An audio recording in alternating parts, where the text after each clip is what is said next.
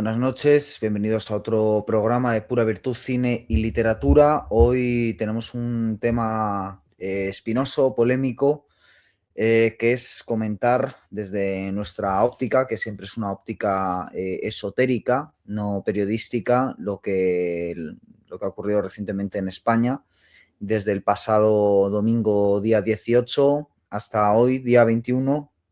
Hemos sufrido un total de 3 accidentes ferroviarios, uno de ellos en Andalucía, más grave, con 41 muertos hasta la fecha, y 2 que han tenido lugar esta madrugada pasada en Cataluña. Ya me decía una amiga ayer, leía sus mensajes camino de la presentación del último libro de Joaquín Campos, a quien le presenté el libro, en la librería Lumbre de Madrid. Me decía que si no iba a escribir nada sobre el tema, ¿no? Me invitaba a ello, que le gustaría leerme una reflexión. Y quitando pues un breve momento de recuerdo por las víctimas que hice al principio de la charla con Joaquín, la verdad es que no pensaba hacer nada más. Y ese comentario lo hice por la única razón de que Joaquín había llegado 15-20 minutos tarde porque había tenido que cambiar su itinerario de trenes, porque ahora mismo el mundo del tren en España está manga por hombro, ¿no? Huelga de maquinistas, parece ser que incluida, ¿no? Se ha anunciado hoy. Entonces no pensaba decir nada más hasta que, y así se lo dije a ella, hasta que hoy un amigo que tiene una cuenta en Twitter, pero que prefiero no dar esa cuenta en Twitter, porque, bueno, antes he hablado un poco con él por WhatsApp y estaba afectado y demás, y tampoco quiero lanzarle, pues, la presión de más gente. Me ha mandado un mensaje hoy diciéndome que si se traza una línea recta entre el accidente en Andalucía y el accidente en Cataluña, entre los puntos exactos del accidente, pues una línea recta, no carretera, el resultado son 666 kilómetros. Entonces, a partir de ahí, he contrastado esta información, otros amigos también la han contrastado y la he publicado en mi cuenta de X. Digamos que la publicación se ha viralizado medianamente para lo que son mis escasas posibilidades y, entre otras cosas, pues me ha caído una buena ola de lo que se suele llamar hate, que bienvenida sea. Y entonces, a partir de ahí, claro, más gente me ha escrito y me ha pedido que por favor haga un vídeo hablando de la cuestión, ¿no? Mi amigo Miguel, que siempre me está incitando a estas cosas, ¿no? Un poco como ya hice un vídeo con el tema de la Dana, que voy a dejar por aquí por si a alguien le interesa, ¿no? Porque no deja de ser esa relación saturnina que tenemos los españoles con el Estado, ¿no? Que es un poco Saturno devorando a sus hijos siempre. Entonces, claro, este es un vídeo espinoso, es un vídeo delicado. He preparado un pequeño PowerPoint que voy a poner ya en escena. Aquí lo tenemos. Digo que es una cuestión delicada y por eso he querido utilizar unos interrogantes, ¿vale? O sea, el vídeo no es un ritual en España, no es una afirmación, es en todo caso una pregunta. Es un ritual en España, es una pregunta. Igual que lo que he puesto en X no es una afirmación de una teoría de la conspiración, yo no he señalado a nadie en concreto que pueda estar detrás, sino que sencillamente he dado ese dato que yo mismo he contrastado, que me ha pasado un amigo y que otros amigos también han contrastado y que ustedes pueden contrastar en su casa, que es el de los 666 kilómetros. Si es un ritual o no, claro, podemos pensar que sí, no tanto porque podamos casar materialmente a todas las conspiraciones, sino porque hay ciertos elementos simbólicos, que es de lo que nos ocupamos en este canal, operando.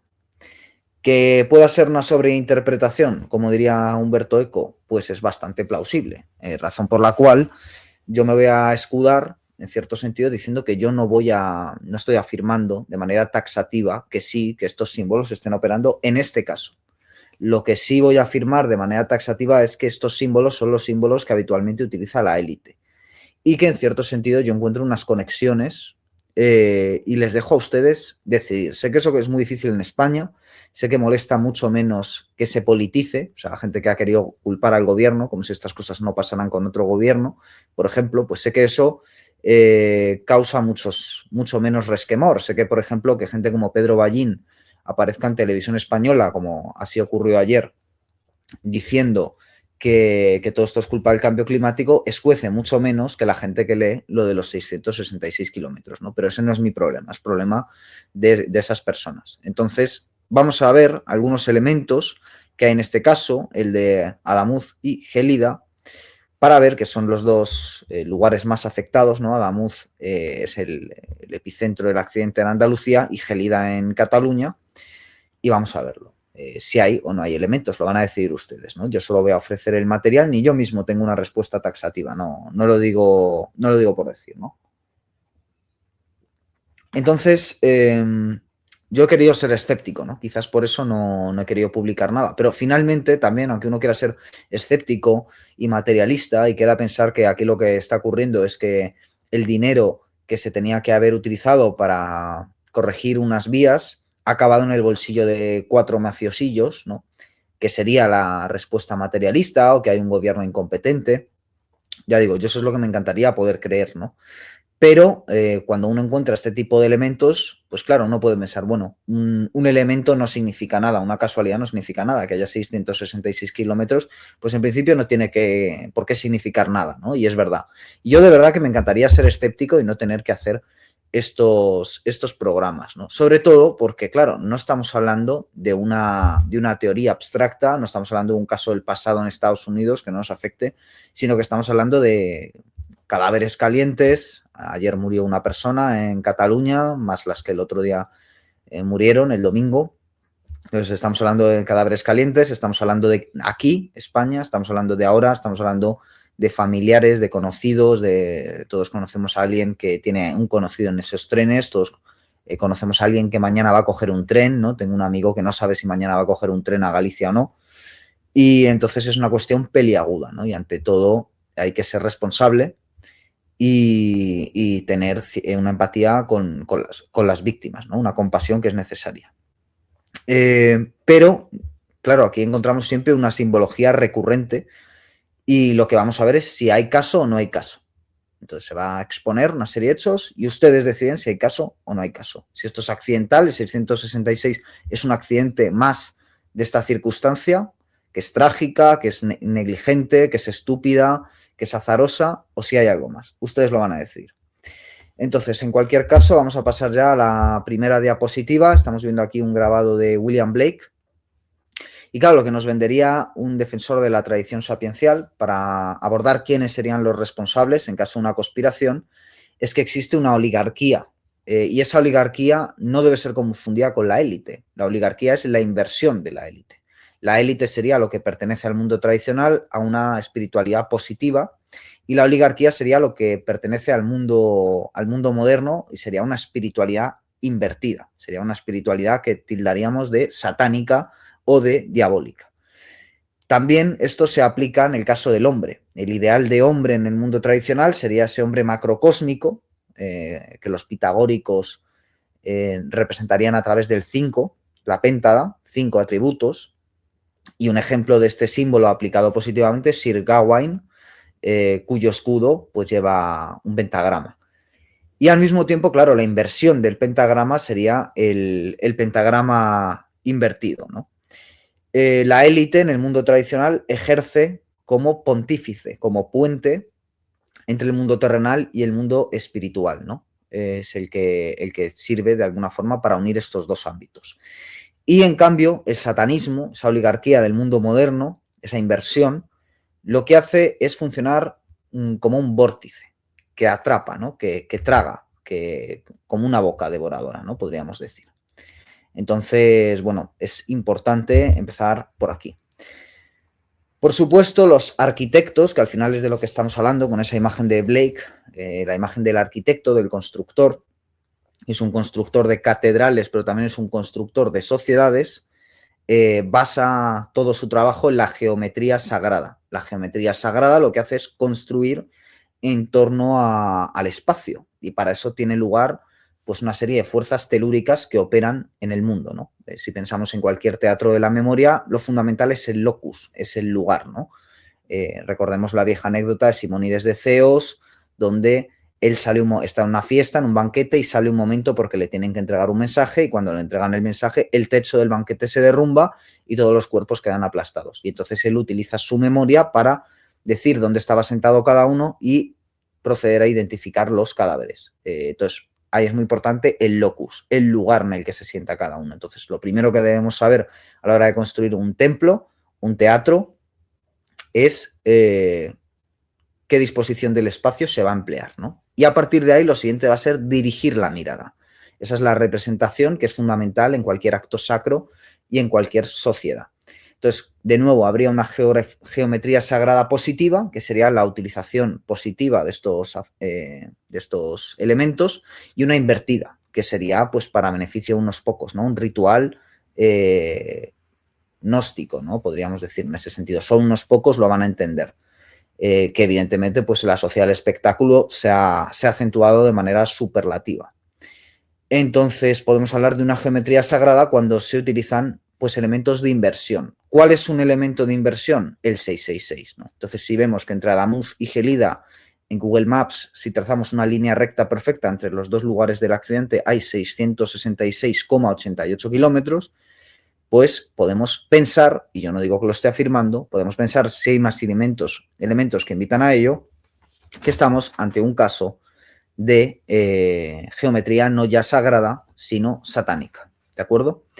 Entonces, esa línea recta, además de unir ambos puntos, pasa por distintos lugares. Pasa por una central nuclear, pasa por un castillo templario y pasa con una estación abandonada. Esto puede ser casualidad o no, pues de nuevo lo vamos a dejar a su elección, que yo sé que esto no es difícil, no es habitual en YouTube, donde cada uno quiere vender su moto, sobre todo cuando se anuncian grandes despertares. Aquí no queremos vender grandes despertares. Realmente los únicos grandes despertares que se van a producir en España es el día en el que ante una de estas catástrofes, y no es la primera que vivimos en España, ni probablemente sea la última, corra sangre, ¿no?, en las calles, es decir, haya cambios reales, la gente salga a las calles exigiendo un cambio real. Mientras todo quede en Twitter, mientras todo quede aquí, en la red que está construida para atraparnos, que es puramente irreal, pues no cambiará absolutamente nada, ¿no? Entonces,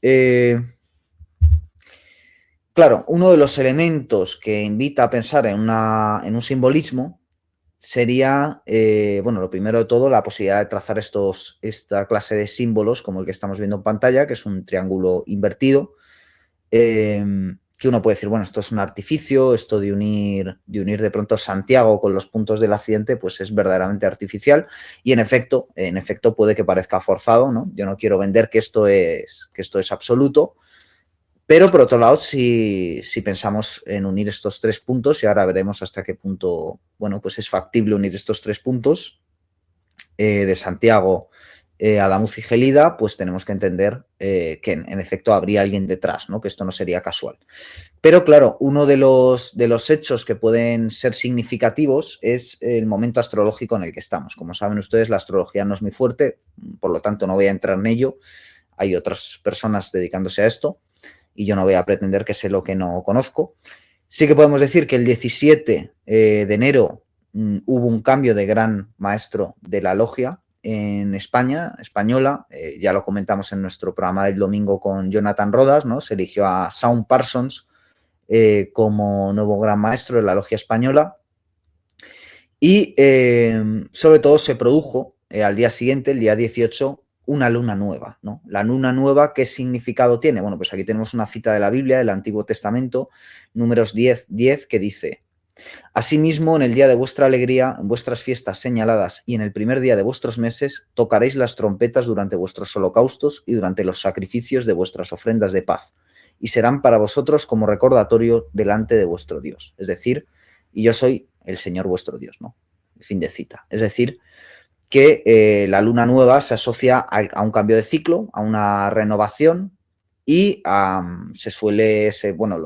digamos que el mundo semita lo celebraba con sacrificios, ¿no? Entonces, esto podría ser una señal, ya digo, en el caso de que tomemos por cierto que esto no ha sido meramente una negligencia, un azar o parte de la decadencia en la que se encuentra sumida Europa en general y España en particular, que desde luego pues también puede ser. Claro, un elemento que llama la atención es esta persona que tenemos ahora mismo en pantalla, Agustín Fadón, al que la prensa ha llamado el camarero de Angrois, o Angrois. Agustín Fadón, el camarero que se salvó de Angrois por un cambio de turno identificado entre las víctimas mortales de Albia. Reza un titular del Mundo que acompaña esta foto que ha puesto la propia familia en redes sociales. Es decir, que Agustín Fadón se salvó en el año 2013 por un cambio de turno de tener un percance en el accidente que hubo, y, sin embargo, aquí no se ha salvado y ha muerto en 2026 en Córdoba, ¿no? Entonces aquí entendemos el simbolismo otra vez que acabo de poner en pantalla del triángulo invertido, ¿no? Que habría un punto de unión que ustedes pueden decir esto está cogido por las pinzas, esto está forzado. Repito, yo no estoy vendiendo ninguna moto, no comento más que, bueno, me han pedido que haga un vídeo analizando una posible simbología y estoy analizando esa posible simbología. Punto. No quiero vender moto alguna. Bien, lo siguiente, otro titular, en este caso en ABC, habla de Osiris. Osiris sería esta mujer que espera noticias de su marido y que ha tenido que pagar 614 euros por un taxi. Entonces, claro, lo primero que llama la atención es Osiris, que no es un nombre muy típico por estos lares, y que inmediatamente nos llevaría, si entramos en la óptica conspiranoica o paranoica, pues entraría a formar parte del típico esquema que suele utilizar la élite invertida, esa oligarquía, para operar, ¿no? Que es el simbolismo de Isis y Osiris, Set y Horus, ¿no? Isis y Osiris, como saben, pues Osiris es asesinado por Set, es descuartizado, Isis busca todos los elementos y solo encuentra, o sea, encuentra todos menos el falo, ¿no? Y Horus finalmente tiene que vengar a su padre matando a Set y pierde el ojo. Que el otro día hablábamos de Shakespeare, bueno, pues Hamlet es una suerte de adaptación de esta historia, ¿no? Que está en muchas más mitologías. Entonces, claro, aquí el caso es que Osiris es la mujer que busca a su marido, pero bueno, estas son las típicas inversiones que encontramos en la utilización mediática de estos símbolos, es decir, que no van a poner el símbolo, no van a poner a una Isis buscando a un Osiris, sino que les van a decir que Osiris es la mujer en cuestión, que está buscando a su marido, como hacía Isis en el mito. Y al mismo tiempo uno puede decir, bueno, todo esto es una película, está sencillamente tirando el hilo del nombre de esta pobre mujer que está buscando a su marido, ¿no? Y yo de verdad que no quiero hacer sufrir a las víctimas con mi análisis, ¿no? Y lo siento mucho si es el caso, pero sencillamente es a lo que me dedico en este canal, a hacer análisis esotérico, y es lo que estoy haciendo en este caso. Entonces, uno podría decir, bueno, estás tirando el hilo del nombre, muy bien, pero esto no tiene ningún apego a la realidad. Pero claro, cuando uno ve la cifra que da el ABC, que es 614, pues uno que tiene cierta manía con el tema de los números, porque conoce la afinidad de esta oligarquía con la gematría, pues claro, te pones a sumar y te sale que 6 y 4 hacen 10, que con 1 hace 11. El 11, como sabemos, pues es un número recurrente en esta clase de operaciones, ¿no? En caso de que esto realmente fuera una conspiración o algo orquestado. Otro elemento que llama la atención es el del perro, Boro, al que la prensa ha dado mucha importancia. Es un perro desaparecido, su dueña lo estaba buscando. Aquí tenemos una foto del perro en pantalla. Claro, lo primero que me hace pensar, si vamos solamente a análisis material, y he visto otros análisis en este sentido, es al animalismo, ¿no? Es decir, que frente a todas las víctimas humanas, en este caso 41, más los heridos, que son otros tantos, pues se hace énfasis en el animal, ¿no? Lo cual pues tiene también un elemento deshumanizador, ¿no? Porque le quita a lo humano la especificidad que tiene. Y lo que hace pues es una empatía general por cualquier animal. Claro, esto nos lleva a otros casos, como el caso del perro Excalibur, que su nombre también es curioso, tiene su simbolismo, ¿no? Excalibur, que todos conocemos, que tuvo que ser sacrificado por el ébola, y todo el pifostio animalista que se montó en torno a este perro, ¿no? Cuando todos los días en laboratorios contra enfermedades se hacen pruebas con animales, ¿no? Pero claro, ¿qué simbolismo tiene el perro? Ahora que acabamos de ver el tema Osiris-Isis, pues hay un simbolismo directo entre Isis y el perro, ¿no? Y es que la estrella de Isis, que es una estrella de 8 puntas, está asociada a Sirio, a la constelación de Sirio, que tiene muchísima importancia en el mundo egipcio. No vamos a entrar en eso ahora. De hecho, Plutarco, por citar un clásico, nos dice que el alma de Isis era llamada perro en Grecia. Entonces, este énfasis en el perro, en conjunción con lo que acabamos de ver, esta mujer llamada Osiris que busca a su marido desaparecido y se gasta una cifra en euros que equivale a un 11 en encontrarlo, y ese 11 tiene también que ver con las partes en las que fue dividido Osiris en el mito original. Bueno, pues ya son dos elementos que ustedes podrán decir, bueno, esto es una abstracción, esto es una fumada, esto es una película, o podrán ustedes decir que no, que esto, pues que a ustedes les parece que sí que hay caso. Yo lo dejo en sus manos. Claro, la constelación de Sirio en realidad lo que viene a representar es el sol negro. Sonnenschwarz en alemán. Aquí tenemos un sol negro en pantalla y la deidad relacionada con el sol negro es Set.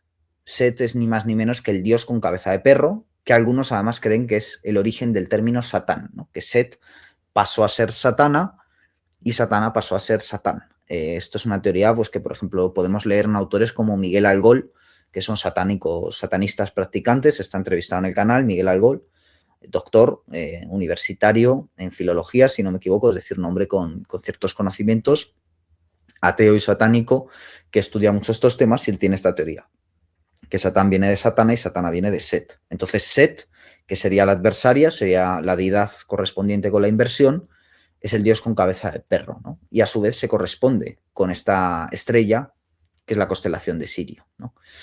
Evidentemente, el sol negro entonces es un sol en oposición al sol visible, es un sol invisible en oposición al sol visible.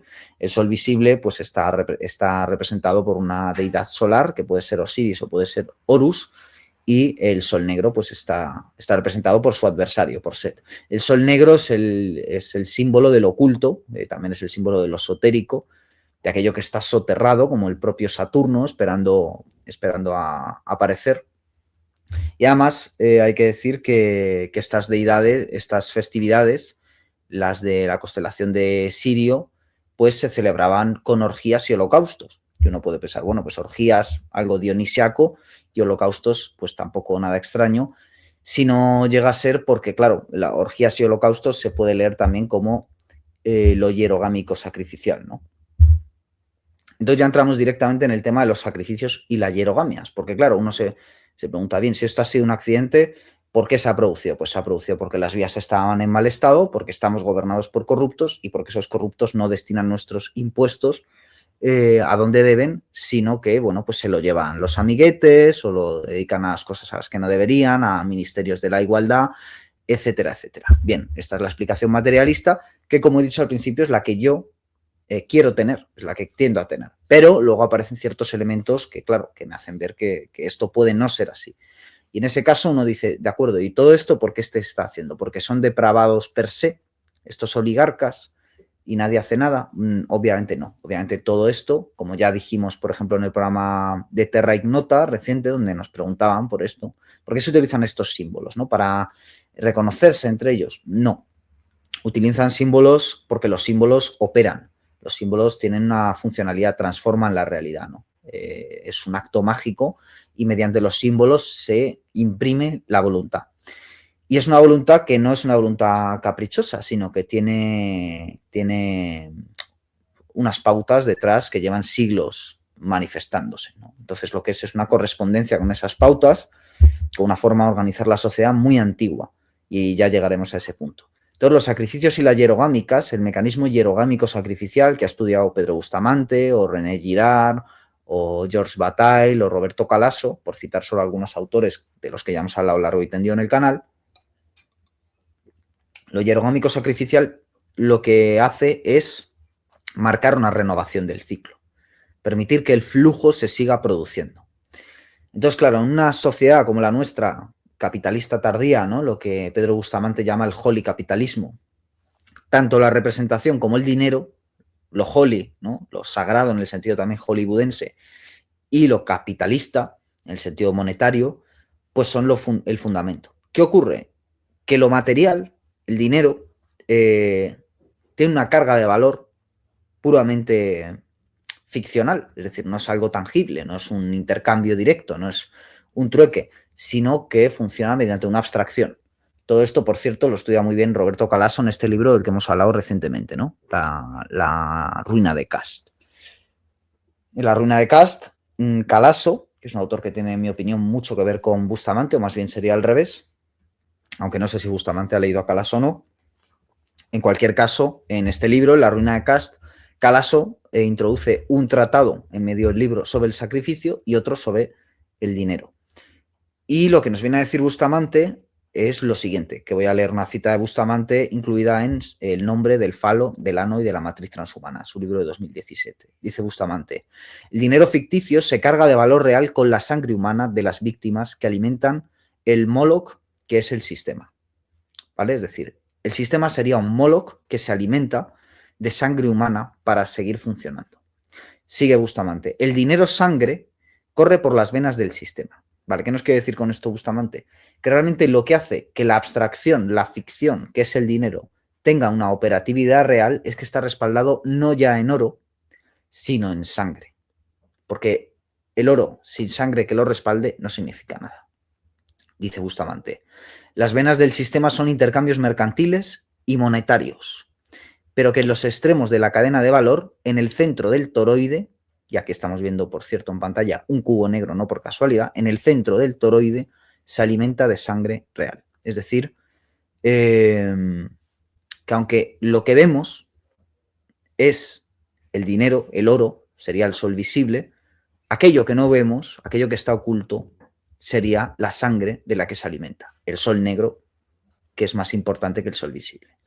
Y dice Bustamante, y cuando decimos sangre, decimos también semen, saliva, vómito, excremento y el resto de sustancias corporales. O dicho en otras palabras, el sistema es como un enfermo necesitado permanentemente de transfusiones de sangre, que no se pueden tomar más que de humanos reales y de fluidos corporales reales. Claro, fin de cita. Con esto, ¿qué quiero decir? Que aun asumiendo que estas tragedias que hemos vivido en los días de atrás, ayer de madrugada, el domingo, fueran accidentales, estuvieran motivadas pues, por la estupidez, por el error humano, por el error técnico, por las malas circunstancias de las vías, etcétera. Aun en este caso, esto seguiría operando, y de eso ya hemos hablado en muchas otras ocasiones, y eso sí lo puedo afirmar taxativamente. Entonces, puede ser que esto, que es la estructura hierogámico-sacrificial, opere en la sociedad, pero no opere en este caso, por supuesto que sí.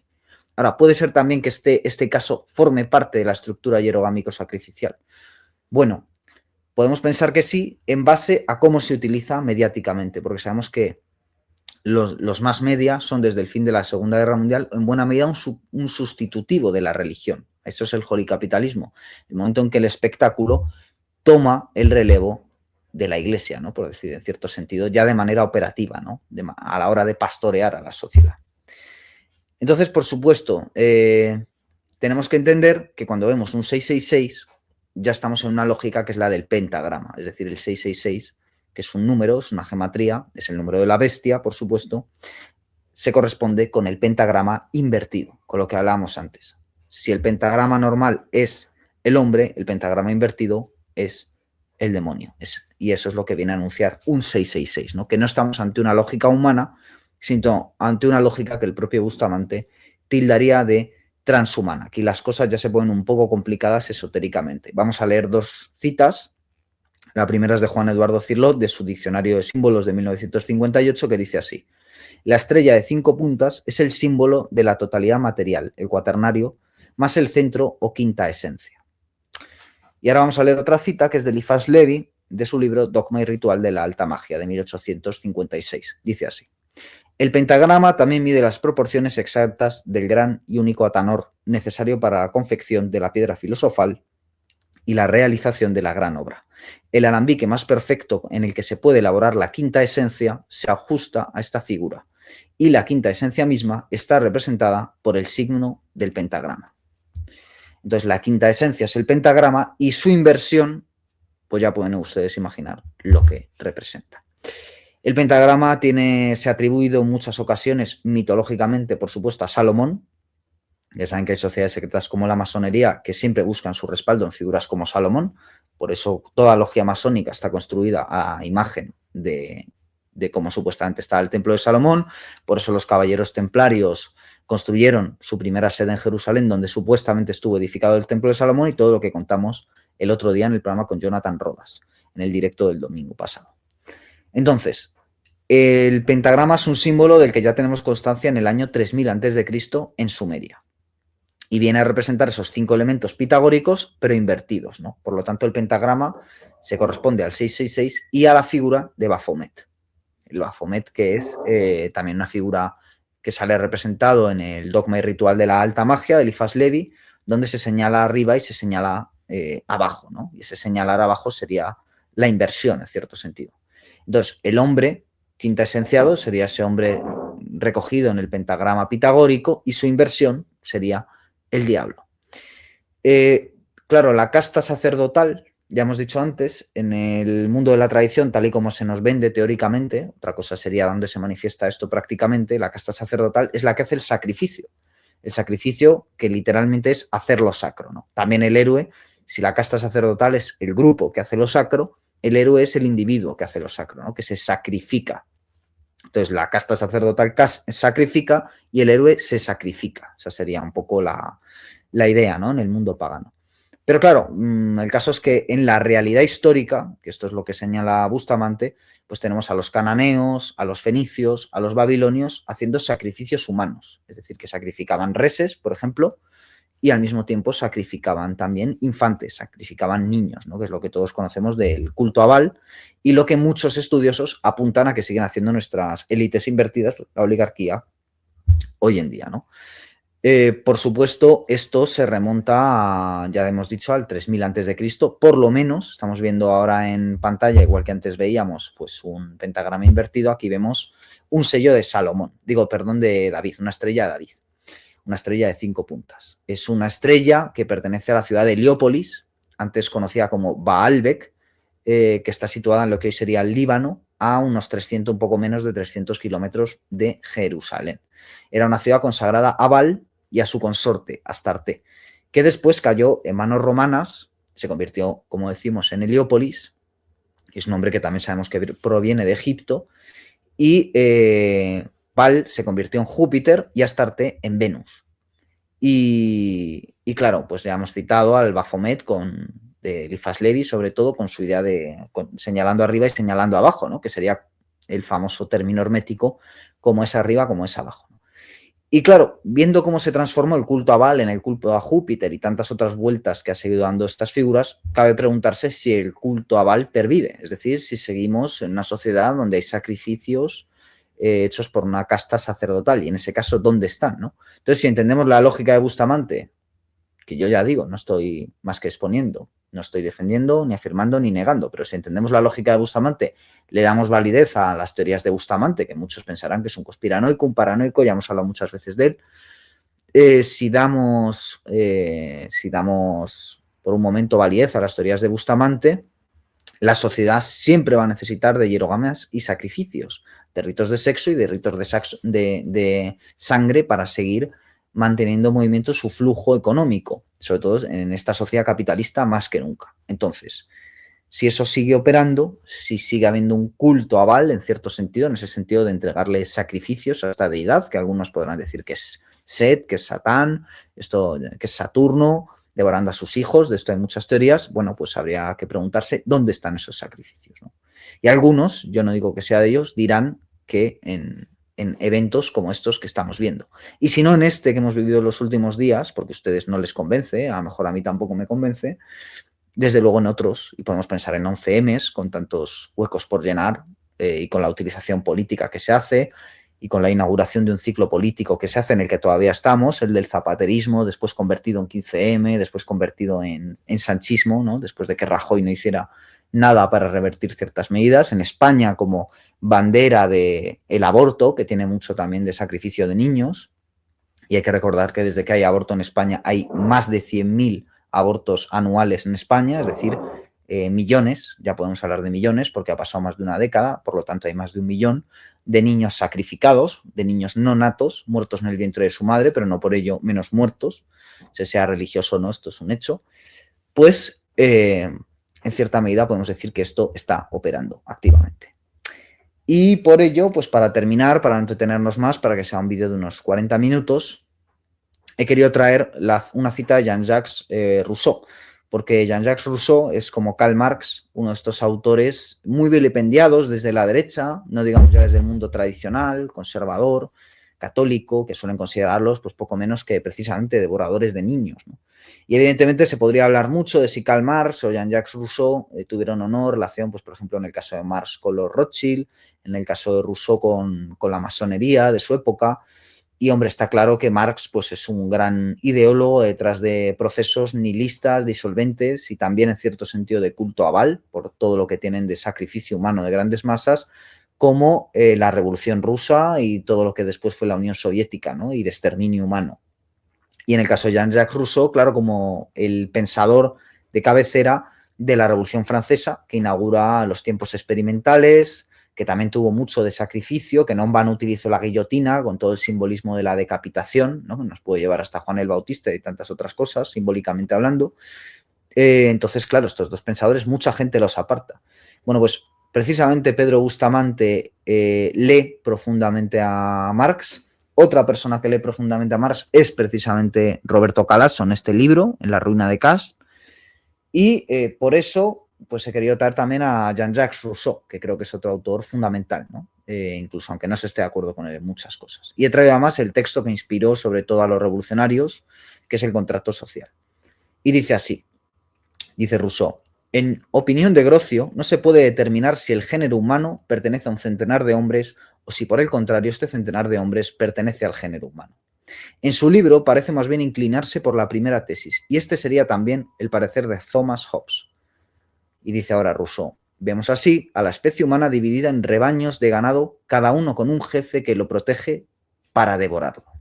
Voy a leer esta última parte de Rousseau. Dice Rousseau: vemos así a la especie humana dividida en rebaños de ganado, cada uno con un jefe que lo protege para devorarlo. Me van a permitir que lea unas citas extraídas de aquí, extraídas precisamente de La ruina de Cass, y con esto voy a terminar el programa, y con estas citas de Calasso que he pasado a ordenador. ¿De acuerdo? Dice Calasso en este libro, en La ruina de Cass, que es su primera obra y que es una obra maestra, hay que decirlo. Dice: en el origen de la organización, el complot. En el origen del complot, la sociedad secreta. En el origen de la sociedad secreta, la iniciación. En el origen de la iniciación, el origen. A partir de aquí, por cierto, Calasso hace toda una reflexión sobre Nietzsche, Freud y Marx, es decir, los tres grandes padres de la modernidad, y su interés patente por el origen. Sobre todo, yo diría Freud, ¿no? Freud y tantos otros autores, ¿no? Podríamos pensar también no solo en Marx, sino en Engels y en tantos otros autores modernos que se han interesado por el origen y la importancia del origen. ¿Y por qué es importante el origen? Porque sin el origen no entendemos ni la organización, ni la sociedad secreta, ni el complot. Entonces, ¿puede ser el accidente un complot o no? Bueno, eso se lo dejo en sus manos.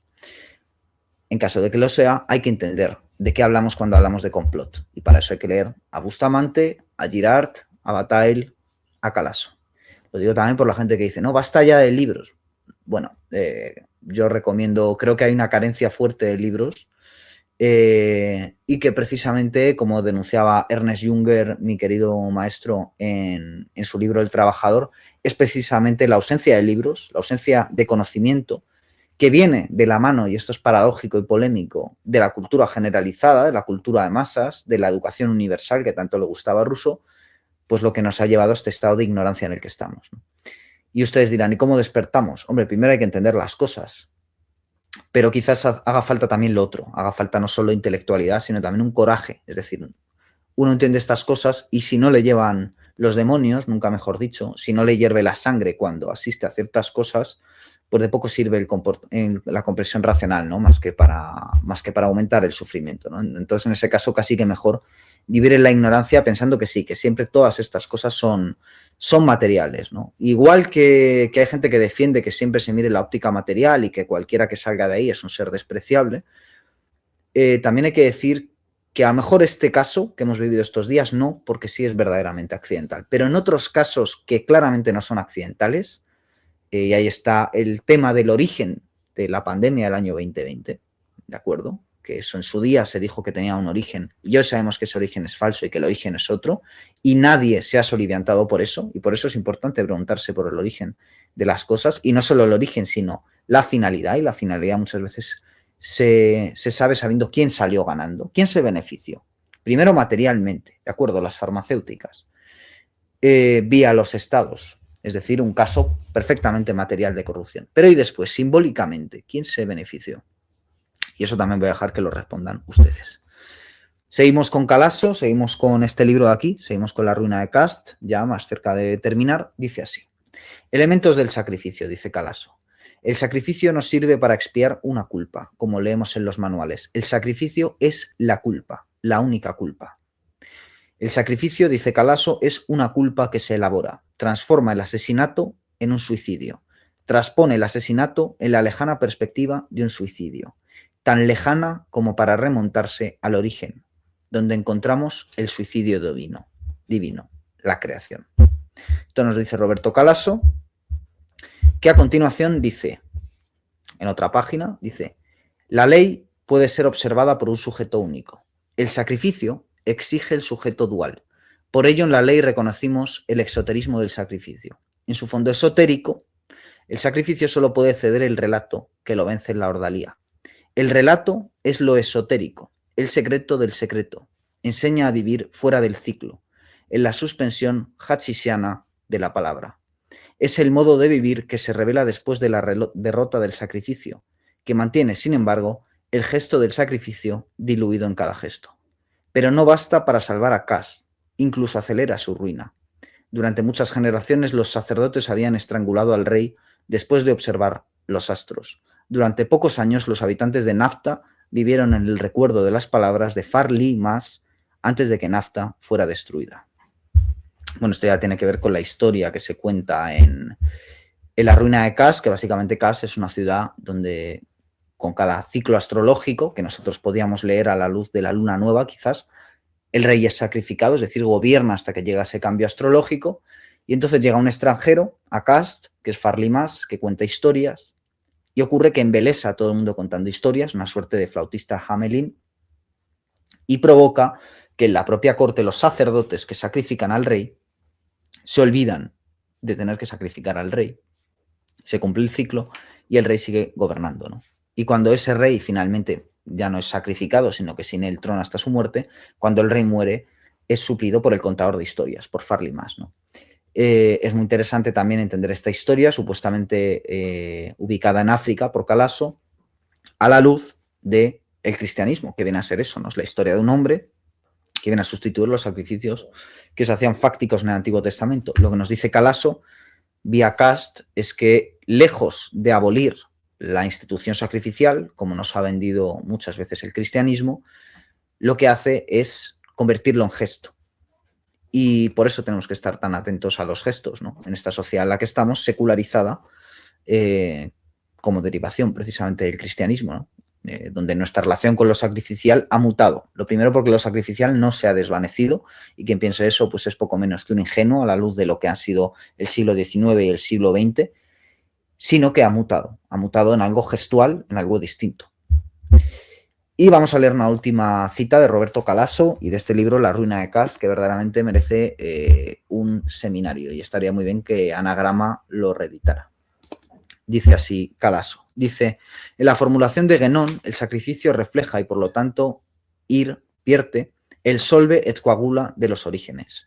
Lo que en la creación había sido dividido vuelve ahora a reunirse. El sacrificio tiene como función esencial la de unir lo que se ha separado y, por tanto, en lo que concierne al hombre, reunir su yo con el ello. De aquí la coniuntio, la hierogamia, que se entrelaza con los actos del sacrificio, fundamento ritual del entrelazamiento de Eros y Thanatos. De aquí el hedor a carnicería, que es el aura del sexo. Pero ¿cómo puede un acto de expulsión violenta y de destrucción ser un acto de reunión, de reintegración? Al matar a la víctima, la cultura se separa violentamente de la cosa, corta un vínculo que la une al todo. Pero al dedicar la víctima a la divinidad, la cultura reúne la cosa destruida, en representación de sí misma, con el todo. En este movimiento pendular está la duplicidad del sacrificio, y la diferencia viene dada por el punto en que el movimiento se detiene, sea en el centro interno de la sociedad o en el centro externo a ella. En los textos védicos la respuesta es evidente. El centro donde desemboca el sacrificio está fuera de la sociedad. La piragua del sacrificio parte de la existencia informe y profana del sacrificante, patrono y beneficiario de la ceremonia. Atraviesan los actos rituales las aguas inseguras y agitadas de lo sagrado, que es allí hecho. Entrega finalmente la víctima al océano divino, que la reabsorbe como el Atman reabsorbe al Atman, como el ello reabsorbe el yo. Luego el sacrificante regresa a su vida cotidiana, un eros asesino, una amorosa matanza, el arquetipo de cualquier viaje. Bueno, esto nos dice Roberto Calasso. Para terminar, yo creo que es una cita que si han seguido, bueno, la propuesta que hemos hecho hoy la entenderán. Sé que Calasso siempre es complejo y requiere de revisarse. Y yo creo que, en fin, lo importante es, ya digo, que yo no quiero convencer a nadie. En todo caso, pues hemos utilizado un poco esta tragedia que estamos viendo en España, alejándonos del dolor de las víctimas y alejándonos de la cobertura periodística, que quien la quiera pues ya tiene el periodismo tradicional, para ofrecer otro tipo de aproximación a la realidad, que es la aproximación simbólica, que obviamente pues cuando se aplica a un texto, cuando se aplica a una película, cuando se aplica a una obra de arte, a una pintura, a una música, a un libreto, a una ópera, a una obra teatral, pues evidentemente es mucho más fácil que cuando se aplica a la realidad, ¿no? Pero los que creemos que todo esto opera en la realidad, de una forma o de otra, lo queremos aplicar a la realidad. Eso a veces implica que nos equivoquemos, que nos arriesguemos. Aquí no queremos aumentar el daño de absolutamente nadie. Se nos puede recriminar que quizás no sea el momento para hacer este análisis, pero después de la tragedia que vimos ayer en Barcelona y de esta coincidencia del 666 y de las peticiones que se nos han hecho y de la polémica tuitera, pues nos parecía oportuno hacerlo. Entonces, al que le parezca que sí hay caso, que aquí hay una conspiración, pues la pregunta es quién se beneficia. Y al que crea que no hay caso, que no hay una conspiración, que hay, y aquí cada uno que escoja, pues una tragedia de las que ocurren desde que el mundo es mundo por azar, o un caso de negligencia, de mafia, como también ocurren desde que el mundo es mundo, pues a este segundo caso, a los que creen que esto proviene por culpa del gobierno o proviene por culpa de unas personas concretas que se han embolsado un dinero que debía haber sido destinado a mejorar unas vías, o a unas negligencias de vigilancia, o lo que cada uno crea, bueno, pues también hay que preguntar quién se beneficia, o por lo menos quién no está pagando lo que debería pagar, que creo que en ese caso sería, si nos quedamos solo en el ámbito de lo material, sería lo pertinente. Así que ustedes son los que deciden si todos estos símbolos, si el 666 es una casualidad y los otros símbolos no vienen al caso, o si sí viene al caso. Yo no quiero forzar la mirada de nadie, ¿no? En cualquier caso, yo sí que creo que el sacrificio hierogámico forma parte de la sociedad,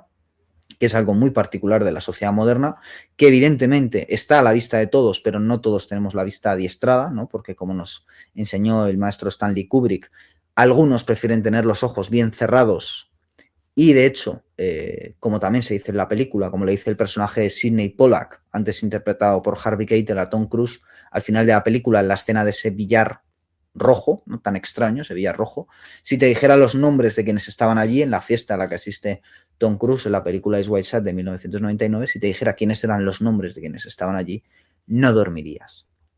Así que bueno, quizás esto les lleve a dormir un poco peor o quizás les dé exactamente igual, pero en ese caso también quizás deberían revisar quién es realmente el que le importa un bledo el sufrimiento de las víctimas y quién da la cara y se expone precisamente porque cree que el sufrimiento de las víctimas merece ser vengado en la medida de las posibilidades de cada uno, ya que todavía no estamos despiertos como para salir a la calle a exigir respuestas, sino que lo hacemos en Twitter y nos quedamos tan tranquilos. Y hoy sí nos lamentamos por esta tragedia y cuando llegue la siguiente ya no nos habremos olvidado. Nada más, volveremos pronto con más programas en Pura Virtud, Cine y Literatura. Hasta pronto y gracias por haber llegado hasta este punto del programa.